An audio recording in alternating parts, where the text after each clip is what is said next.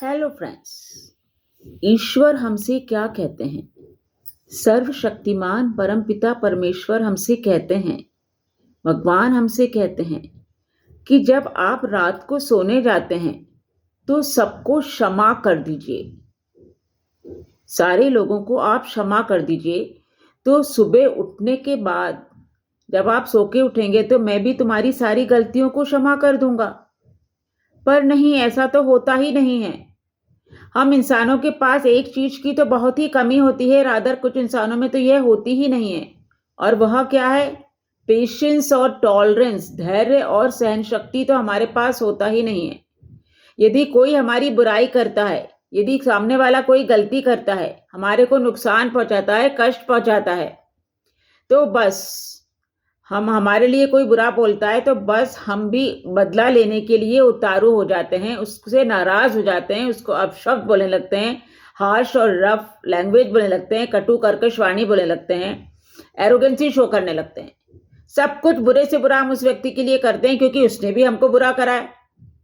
नहीं फ्रेंड्स, हम सब कुछ करते हैं पर एक चीज ही नहीं करते, और वह है क्षमा।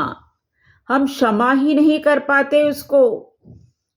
क्षमा करना बहुत इजी नहीं होता है, उसके लिए बहुत बड़प्पन चाहिए, बड़ा दिल होना चाहिए, प्योर और सात्विक भाव होना चाहिए दिल में, निष्ठुरता और हार्डनेस नहीं होनी चाहिए, निर्मल और स्वच्छ हृदय होना चाहिए, तभी हम दूसरे को क्षमा कर पाएंगे। पेशेंस और टॉलरेंस होनी चाहिए, दया की भावना रखना चाहिए, दरियादिली रखना चाहिए। एक स्टोन हार्टेड पर्सन कभी दूसरे को क्षमा नहीं कर पाएगा, किंतु जो सॉफ्ट हार्टेड होगा, नर्म हृदय का होगा, निर्मल हृदय का होगा, वही दूसरे को क्षमा कर पाएगा।